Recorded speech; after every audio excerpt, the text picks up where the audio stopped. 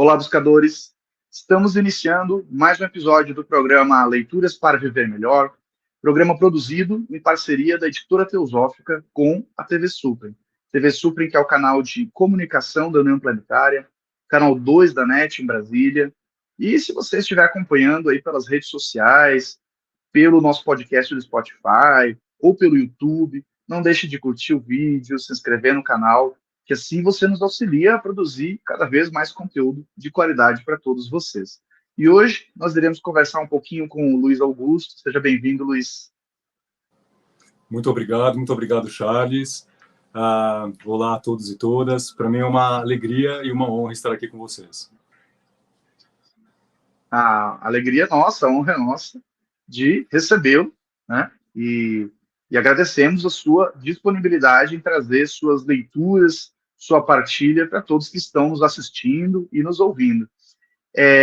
O Luiz, ele é livreiro, é uma pessoa aí que tem bastante contato com livros, né? Faz parte aí da vivência dele, da rotina dele.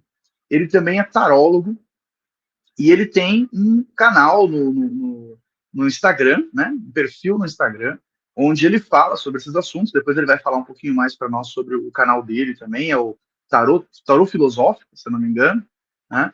E eu, acompanhando ali, ele segue as redes sociais da Editora Teosófica, acompanhando, eu vi que ele trazia comentários sobre algumas publicações da editora, né? E uma dessas publicações, que ele inclusive gravou 1 ou 2 vídeos sobre, é um livro do Sirihan. Até estávamos conversando antes da gravação, que por coincidência, esse livro foi a primeira publicação da história da Editora Teosófica. A Editora Teosófica, lá na década de 90, começou com esse livro. Foi o primeiro livro publicado. E ele se chama Pensamentos para Aspirantes ao Caminho Espiritual. É um livro que traz muitas citações, muitas reflexões do Sirihan, né? Para quem não conhece o Sirihan era indiano, então ele tinha toda essa de criação, né, essa parte cultural do pensamento indiano, do pensamento oriental, e ele foi presidente da Sociedade Teosófica durante muitos anos, e foi conferencista dentro e fora da Sociedade Teosófica, né, muito via a Sociedade Teosófica no mundo inteiro, durante toda a vida, até o final de sua vida, né, fez parte, depois, inclusive, a sua filha, Radha Burnet, também seguiu, né, esse caminho e foi presidente também da Sociedade Teosófica. Luiz, fala um pouquinho para nós sobre o porquê você escolheu esse livro e como que essa obra te impactou, né? Como que ela te auxiliou ou está auxiliando a viver melhor. Bom, Charles, este livro foi também o meu primeiro da Editora Teosófica. E quando eu vi o título, né, Pensamentos para Aspirantes ao Caminho Espiritual, me chamou muita atenção, como um buscador, como você muito bem nos chama, né, como um aspirante a este caminho. Eu já conhecia a personalidade do Sirihan, e quando recebi o livro, me deparei assim com é uma coletânea, não é, de pensamentos, reflexões que foram extraídas de escritos dele, e são frases curtas, mas muitíssimo profundas. Eu considero ele um guia. Olha a quantidade de marcações, e eu sempre que posso o revisito, porque muito desse conteúdo, ainda que seja um vislumbre desse caminho, não é, para quem está dando, para quem está querendo dar os primeiros passos, ele tem momentos, né, talvez um pouco mais complexos, e que é necessário então que a gente revisite algumas vezes, buscando, não é, junto dessa nossa transformação gradual, um melhor entendimento, né, desses conselhos, vamos dizer assim, dessas reflexões que ele traz de forma tão bonita, tão simples, mas, como disse, bastante profunda.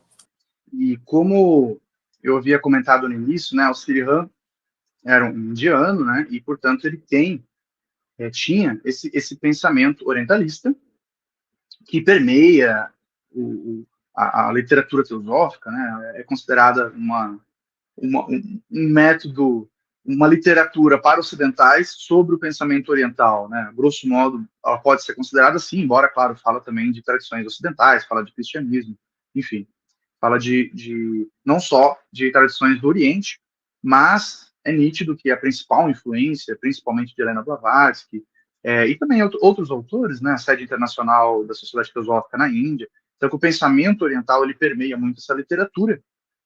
E o Srihan, por ser de fato, ter sido de fato indiano, ele traz, então, como você disse, né, esse método que é muito comum no Oriente, que são os sutras. O que são os sutras, né? São frases curtas. Nós ocidentais estamos acostumados com longas explicações, né? Então a pessoa faz um monólogo, uma dissertação, uma tese, né? A própria Helena Blavatsky, ela trazia esse conhecimento oriental e em cima, né, do ensinamento, ela trazia longas explicações, justamente porque ela estava produzindo uma literatura para os ocidentais e nós necessitamos dessas explicações, né? E esse livro do Srihan, ele traz reflexões, né? Ele traz o que o pessoal chama, né, de objetos de meditação. Então é uma frase de muita profundidade, é uma frase que você não vai ler só uma vez, né? Então você vai ler uma, duas, três, você vai revisitar daqui um ano, dois, no futuro, né? E cada vez que você revisitar, você vai ter novos insights, novos significados, e isso vai te acompanhando durante o seu dia. A ideia é que seja, né, justamente faça parte da sua meditação diária. Alguns temas, né? Então, o livro foi organizado em temas, né? Nem sei se daria para chamar de capítulos, mas tem temas ali, né? Então, só para a gente ter uma ideia da obra, alguns temas, né? Autorrealização, vontade, verdade, sabedoria, amor, beleza, unidade, individualidade, liberdade, realidade, harmonia, felicidade, paz, espírito de serviço, de auxílio e serviço, humildade e simplicidade, compaixão e gentileza, dando e recebendo, fraternidade, espiritualidade, a arte de viver, em direção às estrelas e, por último, o mestre. Né? Então, o compilador, né, do livro, né, organizando nesses tópicos aí, dividiu a obra. Luiz, como que que esses sutras, né, esses ensinamentos, esses pensamentos, como que você conseguiu, se conseguiu, né, tá tentando aplicar no seu dia a dia, assim, traz exemplos, assim, de algum pensamento que você realmente fez uma analogia com a sua realidade, com o mundo que a gente vive, para quem está nos assistindo poder se localizar aí no livro. Perfeito. Eu diria que este livro, não é, e essa coletânea de convites à reflexão, como você colocou, ele é para quem aspira à liberdade. E isso é muito interessante, porque eu acho que a essência do livro promove justamente esta nossa liberdade individual, ao mesmo tempo que coloca a consciência do dever para com o todo, né? O dever, o nosso compromisso com a unidade. E eu selecionei alguns pequenos trechos aqui, muitíssimo curtos, mas eu começaria logo no primeiro capítulo mesmo, no primeiro tema, a autorrealização. São temas justamente relacionados, não é, a essa busca espiritual. E ele diz o seguinte: conhecer o não-eu em nossa natureza é o caminho para o conhecimento do eu. E um pouco depois, ele mesmo complementa, eu diria, essa citação, falando o quanto, né, quando nós penetramos em nós mesmos, descobriremos o quanto de nós somos uma amálgama de egoísmo e convencionalismo. Quer dizer, a busca deste não-eu vai aos poucos nos mostrando que essa construção que nós consideramos como eu é, na verdade, uma grande ilusão. E ele, na verdade, nos remete, aí você falou muito, né, do pensamento oriental, muito daquele vazio luminoso budista, não é? Então, ele nos incita a conseguir enxergar, vamos dizer assim, o quanto de nós, dessa nossa construção do eu individual, na verdade, vem por influência externa. Ele vai colocando, uma outra frase que eu vou trazer, é que ele diz que o amor é o solvente do pequeno eu, né? Justamente o pequeno eu, este que nós consideramos, então, né, a nossa personalidade, é só o amor que vai conseguir gradativamente dissolver todas essas expectativas, todas essas ilusões, né, repito aqui, que a gente vai, ao longo da vida, construindo. Pois é, esse não eu, né? Essa primeira citação que você trouxe pode parecer um paradoxo, né? Para muita gente, pode parecer confuso, né? Tipo assim, como não eu, né? Como assim? Mas é justamente no pensamento oriental essa identificação que a gente tem com as coisas externas, né? Até a maneira como a gente fala, né? Quando você se apresenta para alguém, né? Eu sou engenheiro, eu sou médico, então, a gente já está identificado com coisas externas, né? E isso não é a nossa essência, né?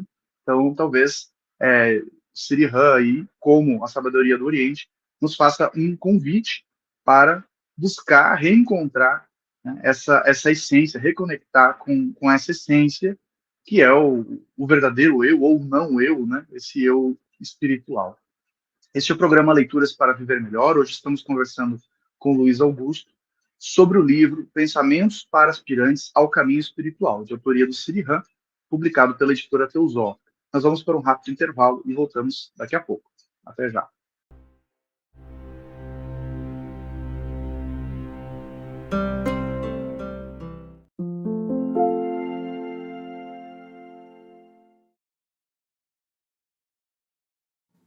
A editora Teosófica está com uma grande novidade para seus leitores. A revista Sofia, publicação que há quase 20 anos apresenta temas relacionados à espiritualidade, autoconhecimento, religiões, ciência e filosofia, agora está disponível também na versão digital. Nesta nova modalidade, o leitor pode acessar todos os mais de 90 exemplares da revista Sofia já publicados, seja na tela de seu computador, tablet ou smartphone, já que o conteúdo se adapta à tela do dispositivo utilizado. Entre em contato pelos canais da editora Teosófica para maiores informações e consulte os valores promocionais para quem já é assinante da revista impressa. Editora Teosófica. Livros para viver melhor.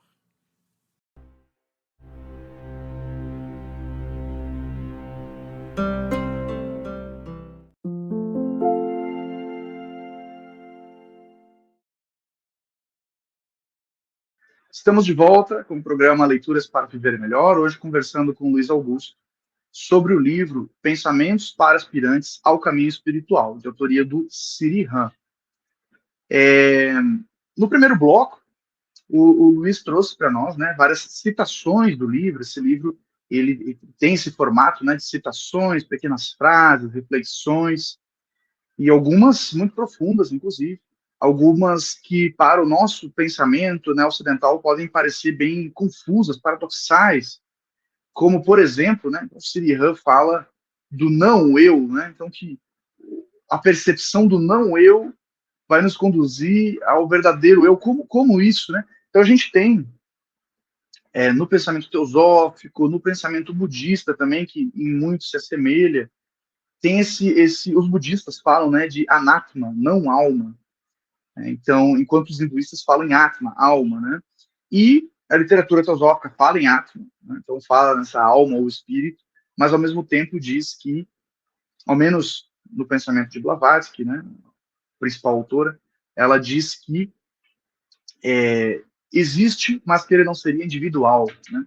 Então, essa percepção de que nós somos separados para essa linha de pensamento seria ilusória, né? Nós, geralmente, na nossa vida, nós nos identificamos com a nossa profissão, com a nossa aparência física, com a nossa nacionalidade, e, claro, todas essas são identificações úteis para o nosso dia a dia aqui, né, nossa vida prática, mas, ao mesmo tempo, elas podem acabar nos dispersando para a essência, para a verdade, que, segundo esse pensamento, é o fato de que somos uma vida, né? Então, o pensamento teosófico aí, ele se assemelha ao antigo pensamento monista dos gregos, ou ao pensamento panteísta, ou ao pensamento não dualista da Índia, né? Tem as tradições aí não dualistas, então que percebem que somos uma única vida, somos expressões, manifestações de uma única vida. Nesse sentido, Luiz, o que você nos traz aí do pensamento do Sirihan, desse livro, que pode contribuir nesse entendimento? Esse é um ponto que ele traz em diversos momentos, não é, sobre vamos dizer, o esquecimento desse nosso pequeno eu, né, como dizia a citação que nós fizemos anteriormente.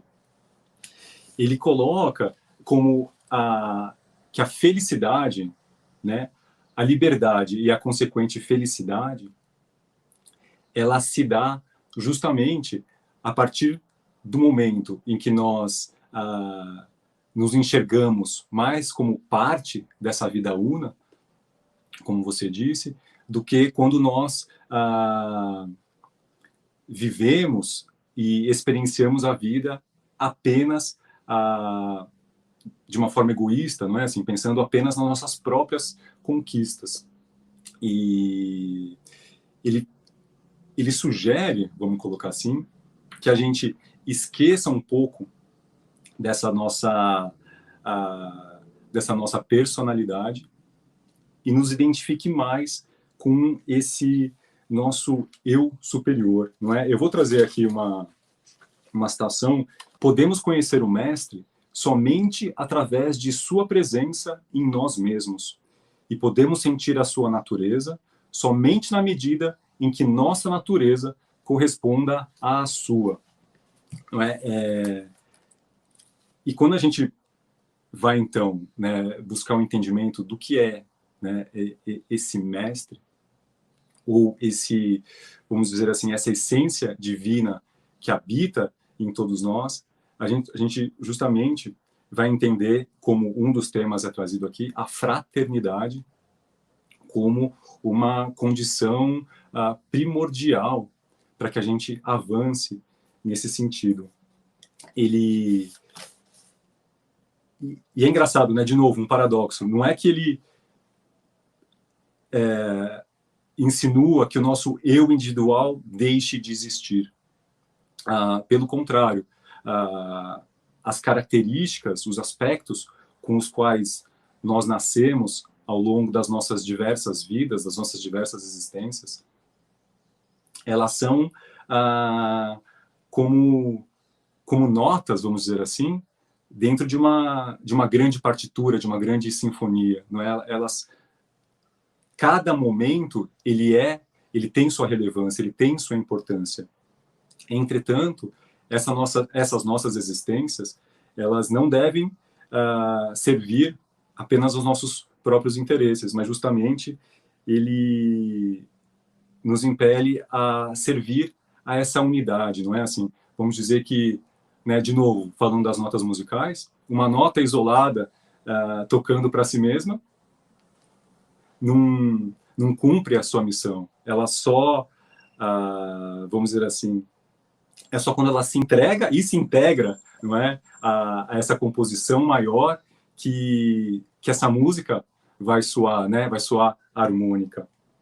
Então essa é uma coisa muito interessante, eu acho que ele aborda diversas vezes, é um pouco da não ação, né, do Lao Tse, esse não agir somente pelos nossos próprios interesses, mas agir em conformidade, não é, em harmonia com esta vida maior, com esta unidade da qual todos nós fazemos parte. De fato, o ser humano, a vida humana, ela só faz sentido partilhada, né? E isso nós querendo ou não, né?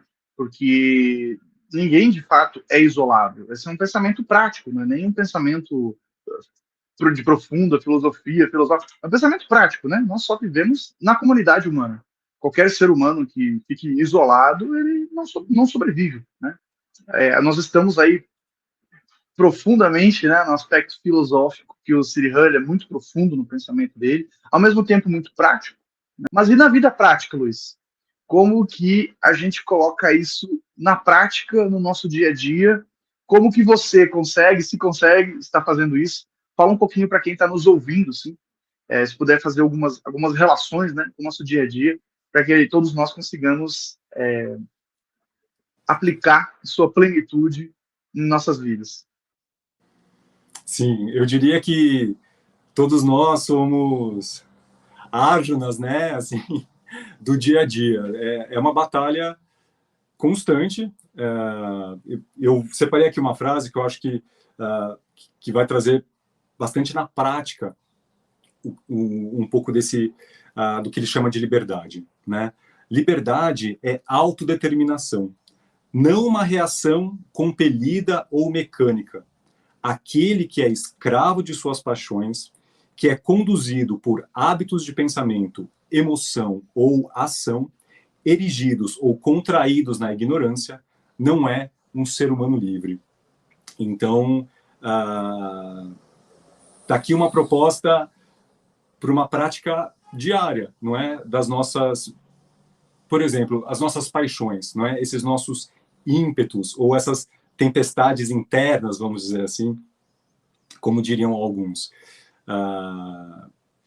Quando nós nos submetemos, né, a essas emoções ou a esses desejos e deixamos que eles comandem as nossas escolhas, as nossas ações, os nossos pensamentos, esse é justamente essa forma de escravidão que o Sirihan coloca. Eu brinco que é como um ônibus escolar. A nossa consciência é o motorista desse ônibus. E atrás tem um monte de criança, né? Todas essas paixões, desejos, querendo ser satisfeitos na hora, assim, é isso que eu quero, e briga, e grita, e fica nervoso. Às vezes, nós permitimos que essas crianças guiem o nosso ônibus, não é? E eu acho que essa é a questão, né? Quando nós nos sentimos ofendidos ou não reconhecidos, ou quando deixamos que nossos desejos tomem conta, não é? Da nossa mente, a gente permite que elas sejam as nossas guias, não é? Elas são parte de nós, não há dúvida. Agora, é a nossa consciência, ou melhor, a nossa força de vontade ou a autodeterminação, como diz Sirihan, é que deve, não é, estar nesse comando. Então, isso no dia a dia, no trânsito, não é? Se alguém faz alguma coisa, ou mesmo se alguém na rua te trata de uma forma assim, ou assada, ou alguém não cumpre uma expectativa que você gostaria, quer dizer, todas essas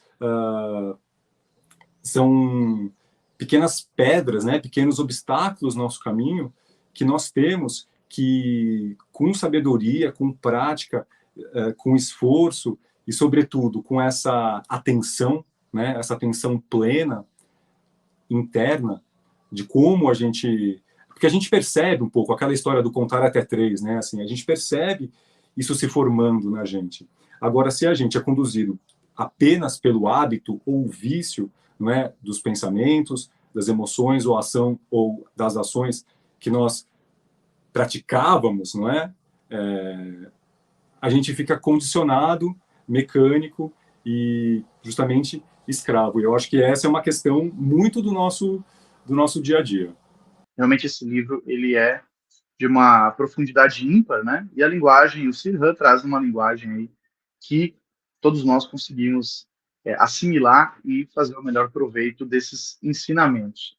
Esse foi mais um episódio do programa Leituras para Viver Melhor. Hoje conversamos com Luiz Augusto sobre o livro Pensamentos para Aspirantes ao Caminho Espiritual, de autoria do Sirihan e publicado no Brasil pela Editora Teosófica.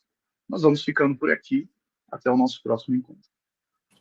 Muito obrigado, Charles. Muito obrigado a todos e a todas.